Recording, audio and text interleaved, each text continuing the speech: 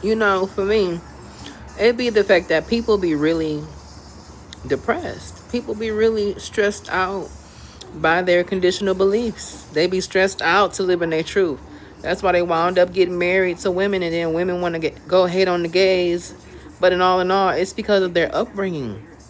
Those men who wound up trans attracted, or who wound up gay, or wound up rebelling and doing things they ain't got no business doing, are usually people who have suffered from some sort of trauma, but they still went along with the narrative of the expectations of society. I'll wait.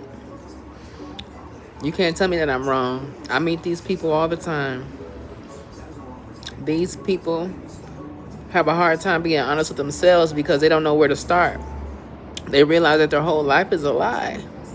They realize that the sooner or later that they want to give life a try, it's because they didn't wound up as 60 or 70 years old, such as a Bruce Jenner or whoever in the case may be. You always wind up transitioning late because it was usually, you will know inside that you were always different. It's just that you got to go along with the narrative of what society expectations is. That's why you see people wait till they have kids and they did everything else that society expected of them, to where now is it time for me to finally be happy and live in my truth. People care too much about what other people think. The thing is that I'm anti-bully. I'm anti anybody who got anything to say about me and how I live my life, because I have to live here. Right? And because I have to live here, and because I'm seeing all these other people who are stressed and trauma, and they got all these things going on, all this weight that doesn't belong to them, that they're holding from others and their opinions, when these people who have these opinions tend to be unsatisfied with their own life and don't quite know where to start. So a lot of times when they're doing their projecting towards you, it's because they're unhappy themselves.